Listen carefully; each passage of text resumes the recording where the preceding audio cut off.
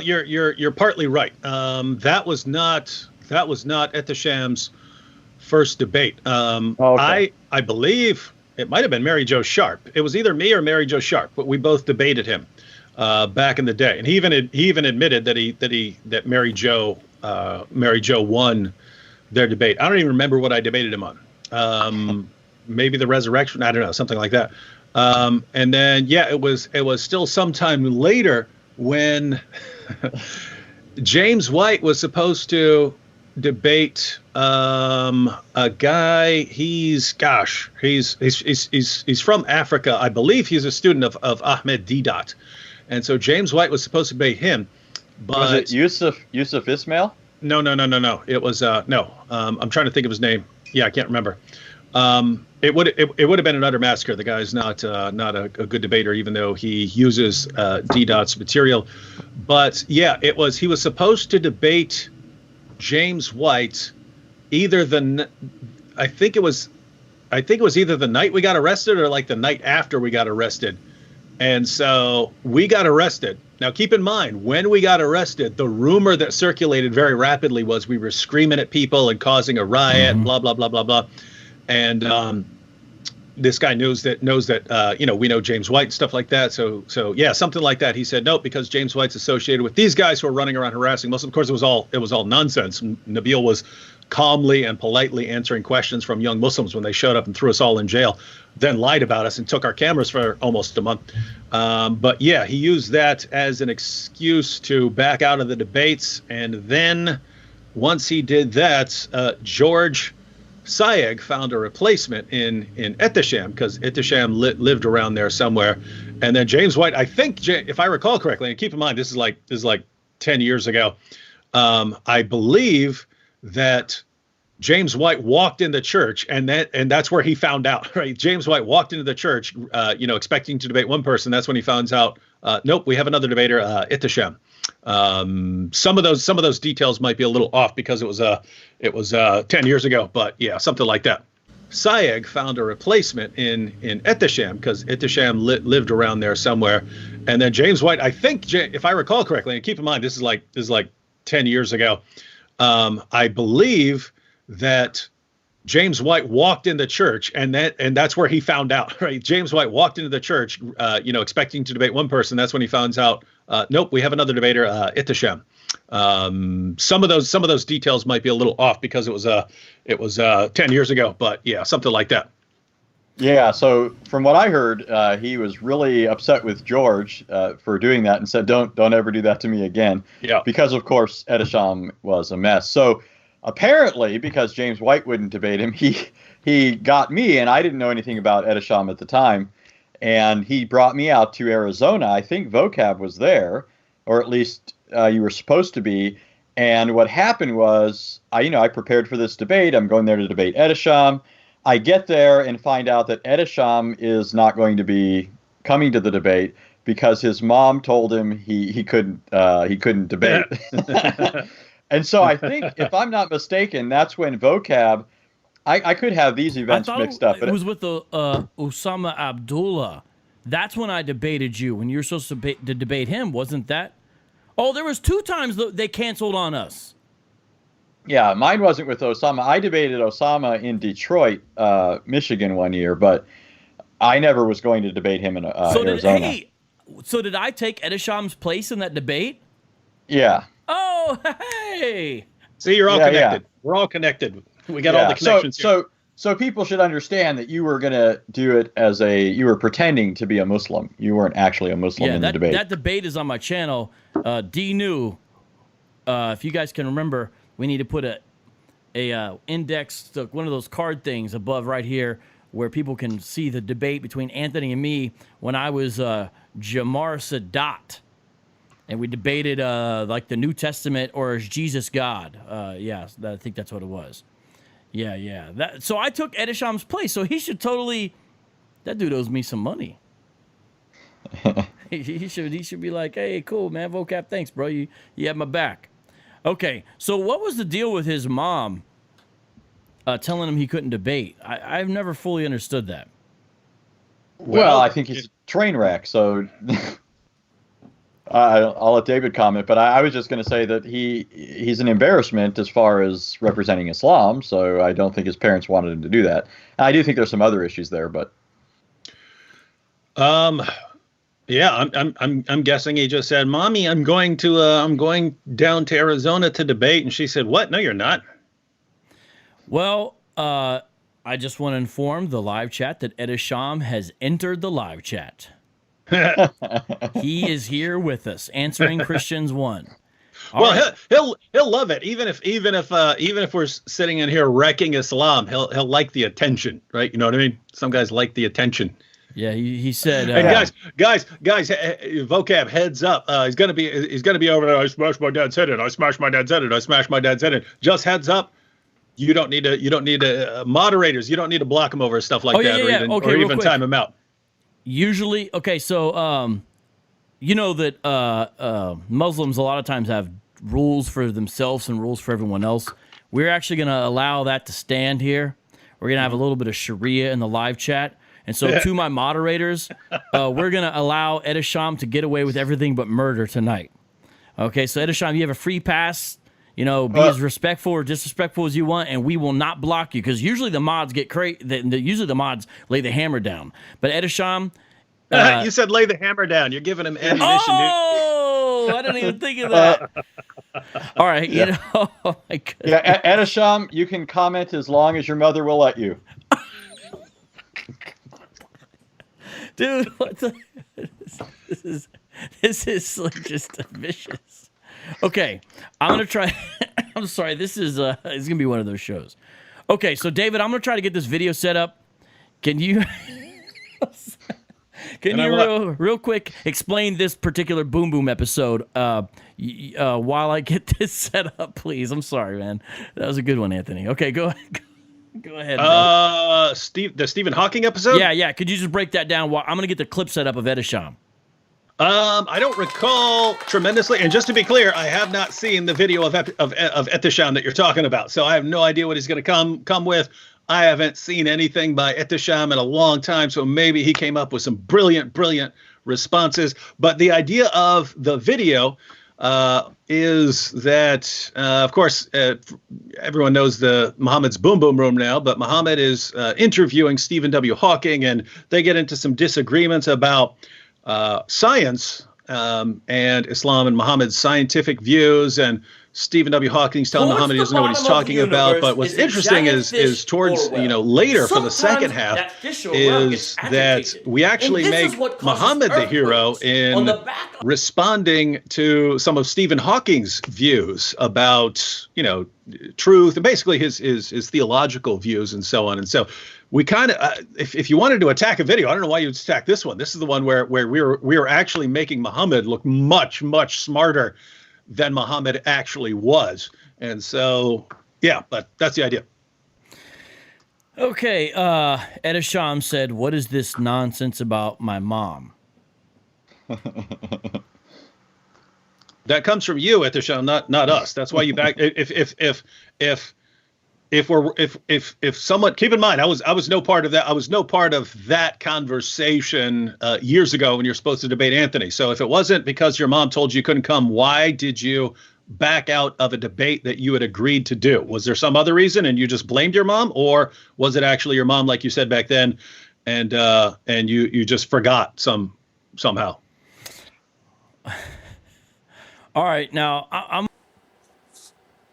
Assalamu alaikum and hello to my non-Muslim viewers. I'm making this video as the second part of a response to Vocab, Malone, Anthony Rogers, and David Wood. Hopefully they're watching this and they can respond in their own respective channels. But anyways, I apologize for this late response.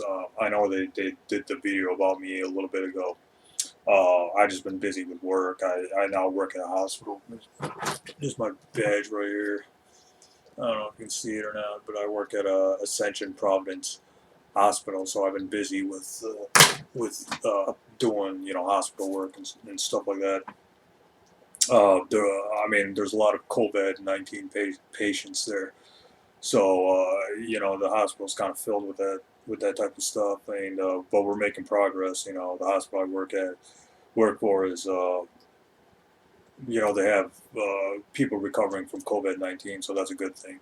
So we're actually, having small victories over COVID-19. But anyways, so this is basically a response to what they're saying about me. Then I'll get into the arguments about El-Dabari and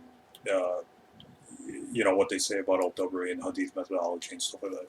So basically, Anthony Rod. Now, what they're saying about me is actually correct. Let's go into the James White nonsense because that needs to be addressed, or I need to clear the air about that. James White is a nutcase. I mean, anybody with like half a brain can see this. He's literally a delusional nutcase. He's literally too crazy for me. So I don't do crazy anymore. But he's a nutcase. I mean, I don't know. There's like no other word There's no other word I can use to describe him. He's basically a nut. And I'm not the only one who says this. Even Bart Ehrman doesn't like James White. He doesn't take him seriously. There's this. If you go to Bart Ehrman's blog, and which I'll leave in the description below. And if you go to what Bart Ehrman says about James White, it's not very good. He basically says James White has no credentials. He has no scholarly credentials. He never publishes works of scholarship, and that's true. James White is basically a nobody, right? He's basically a wannabe scholar. I find that kind of sad because he's in his mid-50s and he still can't get his stuff together, which is kind of sad for a man his age to be in that position. But anyways, so basically what they're saying about me about that debate with James White is actually correct. The person they're talking about is actually Sheikh Awal. Sheikh Awal was supposed to have 2 debates with James White. He had one, then he backed out of the other. Then George Sayegh called me to replace Sheikh Awal. And George Sayegh didn't give me any time to prepare. He just said, you got to do it. So I foolishly went along with it, and the rest is history. So basically, when I was debating James White, I didn't feel like I was debating a scholar, right? I felt like I was debating a kid, right? I think James White is I think he has serious issues. I think he's a child stuck in an old man's body. That's my honest assessment of him. But anyways, then Anthony Rogers. Anthony Rogers is I don't know how to describe Anthony Rogers. I think he's also a nut. I think he's also a nutcase. He's not in the same level as James White is. He seems a little bit more reasonable, but he's also, there's something also not right with Anthony Rogers. Basically, Anthony Rogers is basically propagating a lie against me. I never, ever got a debate challenge from Anthony Rogers or George Sayegh. I never got because George Sayegh is usually the person who sets up debates with me and with Christians and Muslims. Usually he's the guy. He doesn't do it all the time, but most of the time he's the one behind organizing and setting up and stuff like that. I never, ever, ever got a phone call from George Sayegh saying debate Anthony Rogers. That never happened. And I never, ever interacted with Anthony Rogers until April 4th, 2020. I never had any kind of interaction with him, nor do I care about Anthony Rogers. I mean, I don't he's basically he's an apologist, okay, but he's not that big anyway. So I never heard about him until this video, right? So I don't even know who Anthony Rogers is. I don't know why he's talking about me. I don't know what his strange obsession with me is, but I never agreed to debate Anthony Rogers. Anthony Rogers and me never had any kind of email correspondence. And well, don't even take my word for it, right? Go to the Answering Muslims blog and look up the debate announcements over the years. There was never, ever, ever a debate announcement saying Adisham Gulam versus Anthony Rogers on the New Testament in Arizona, or whatever subject we were supposed to debate in Arizona. There was never, allegedly, was supposed to debate in Arizona. There's never ever a debate announcement saying that Adisham Gulam is going to debate Anthony Rogers live in Arizona. That never ever ever happened. So again, I don't know what the hell he's talking about. I don't know what he's smoking. I don't know if he was drunk when he's making that video or something. I don't know, man. These these uh, these these Italians, they like to drink wine and stuff like that. I don't know if he's drunk or if it's something. I don't know Anthony Rogers' lifestyle, and to be honest, I don't want to know. But yeah, I don't know if he was drunk or he was high when he's making that video. But I never ever got any kind of debate challenge from Anthony Rogers. Then he starts talking about my mom. I don't know why he's bringing my mom into this. That kind of that I don't know why he's doing that, but the truth of the fact of the matter is my mom never told me I couldn't debate anyone. So I don't know where this is coming from. George Saeg never asked me to debate Anthony Rogers, so that's not true. But so I think Anthony Rogers is just making stuff up about me. I don't know why. I never met him. I never had any kind of interactions with him. So I don't know why, he's bringing that up. This is, I think, even if we're to give him the benefit of the doubt, I think Anthony Rogers is mixing me up with Osama Abdullah, or is mixing me up with some other Arizona imam. I think if we're going to give Anthony Rogers the benefit of the doubt, okay, best case scenario, Anthony Rogers is mixing me up with Osama Abdullah, because Osama Abdullah usually backs out of the. Osama Abdullah is the one who backs out of debates, not me. He's the one who doesn't keep his promises.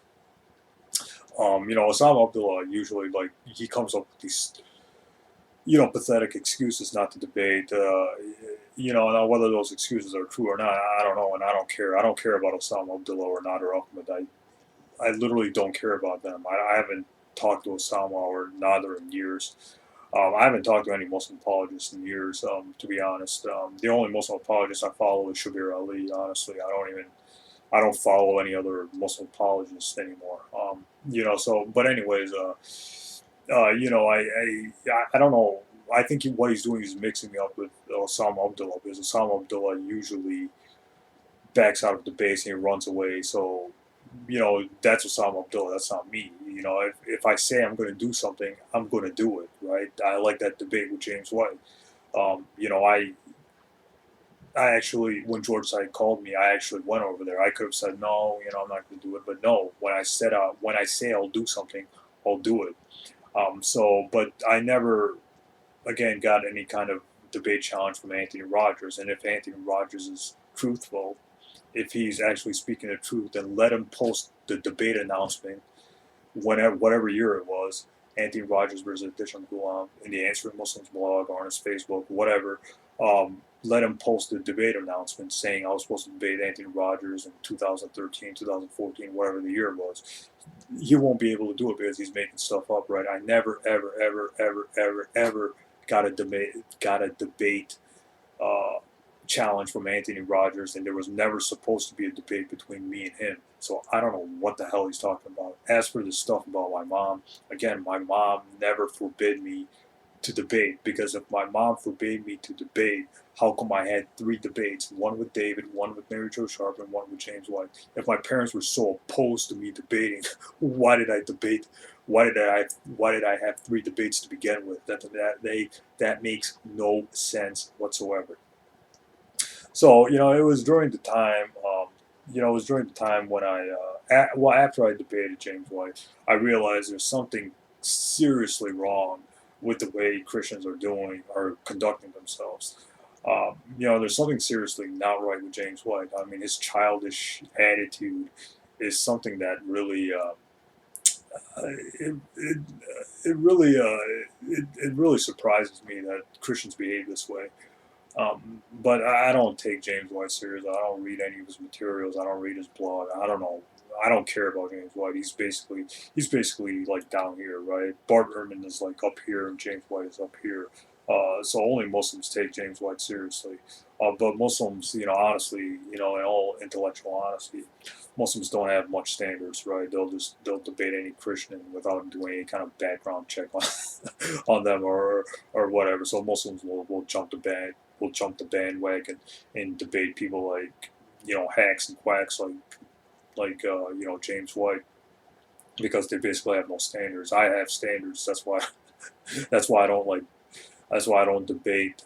That's why I don't debate like any Christian, right? I remember a few years ago, Keith Truth, somebody named Keith Truth or Keith Thompson. I think his YouTube name was Keith Truth, but his real name is Keith Thompson. He challenged me to a debate on, is the Trinity true or is Muhammad a prophet? And I said, no, I'm not going to debate you because first of all, I don't know you. First of all, I don't personally know you, and second of all, your material is not that good anyway. So why am I going to debate like these amateur Christians or these amateur Christian critics? It doesn't make any sense to me, right? So I have more standards on who I interact with and stuff like that. Even Sam Shamoun's not worth my time, right? I don't think he's worth anybody's time, to be honest, Sam Shamoun, because he's I don't know, like I don't take him seriously. But anyways, Anthony Rogers making this stuff up about me is pretty concerning to me, because I don't know Anthony Rogers. I don't know why he's making this stuff up about me. I never had any kind of interactions with him until then. So this is just me clearing. This second part is just me clearing the air, here and there, about what they're saying about me. I mean, David Wood was actually being honest here. I did debate Mary Jo Sharp, and I did admit that I didn't do good in that debate. I admit that. I have no problems admitting that. And it was a good experience. I liked the experience. I liked debating David Wood and Mary Jo Sharp. I didn't have any problems with. Those were good experiences, right? I didn't have any issues with. I didn't have any issues with them. The issue was with James White. I mean, the debate between me and James White was not a good experience. I didn't like the format. I didn't like the person I was debating. He's just James White is just basically a nutcase. I just cannot take him seriously, right? Even people like Bart Ehrman don't take him seriously. So, I mean, if real scholars don't take him seriously, why should I or any other Muslim apologist take him seriously?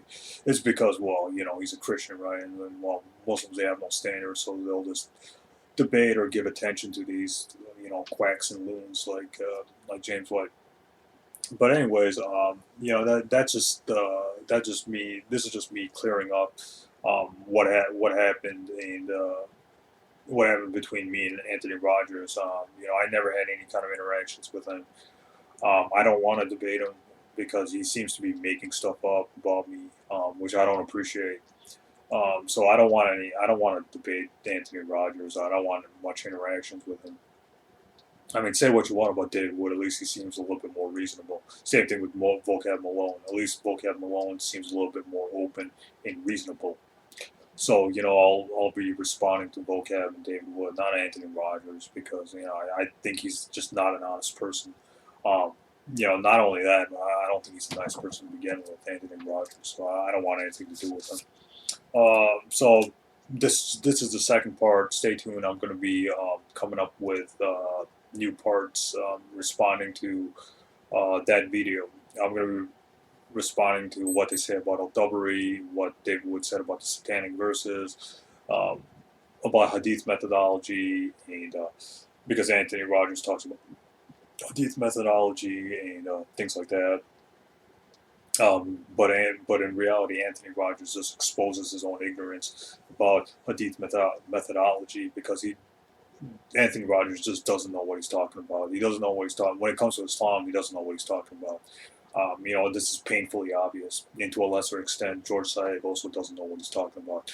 But this is this is the Christian critics of Islam, right? They think they know Islam. They think they know what they're talking about when it comes to Islam, but in reality, they don't know what they're talking about. They have no idea the sophistication of Islamic scholarship, how sophisticated Islamic scholarship is to determine what's a true hadith and what's not a true hadith. So, I'll be getting into that and things like that in the other 4 videos. And keep in mind, this is a 6-part series. So I did part 1 a little bit ago. This is now part 2.